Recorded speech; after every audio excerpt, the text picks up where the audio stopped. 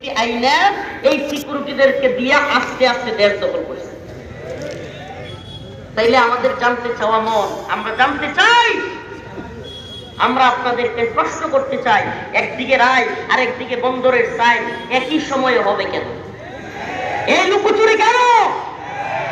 যদি বলেন এই অভ্যুত্থান, এই বিপ্লবের সরকার, আপনারা এই বিপ্লব করে সাধারণ জনগণ আপনাদেরকে বসাইছে, আপনারা এই ভোটের কথা বলেন, ওই ভোটের কথা বলেন, জাতীয় নির্বাচনের কথা বলেন, কোন ভোটের কথা বলেন, তাইলে এই বন্দরগুলো বিদেশিদের হাতে যাক, এটা জনগণ চায় কি চায় না? এটা নিয়ে কোনো ভোট করছিলেন? তাইলে আপনার কে অনুমতি দিল এই বন্দরগুলো বিদেশিদের হাতে দিতে? এবং আপনি তো চলে যাবেন। এই যে আপনি একটা চুক্তি করে গেলেন, এই চুক্তির জন্য ভোগান্তি তো পোহাতে হবে বাংলাদেশের জনগণের।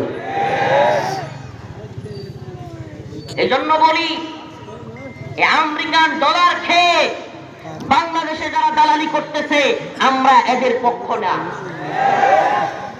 ভারতের রুপি খেয়ে ভারতের গোলামি যেগুলো করছিল, আমরা এদেরও পক্ষে না। আমাদের বক্তব্য স্পষ্ট, আমরা যখনই দেশ, ইসলাম এবং মানবতার প্রশ্নে, ঈমানের প্রশ্নে, কোরআনের প্রশ্নে কোনো বিষয় আসবে, আমরা অবশ্যই অবশ্যই ইসলামের পক্ষে, দেশের পক্ষে, মানবতার পক্ষে, এই জাতির পক্ষে কথা বলবো। সরকারের বিরুদ্ধে যাক, জাতীয় আন্তর্জাতিক বড় বড় তথাকথিত প্রভুদের বিরুদ্ধে যাক, আমরা এক আল্লাহর গোলামি করি, জাতীয় আন্তর্জাতিক প্রভুদের গোলামি করি না।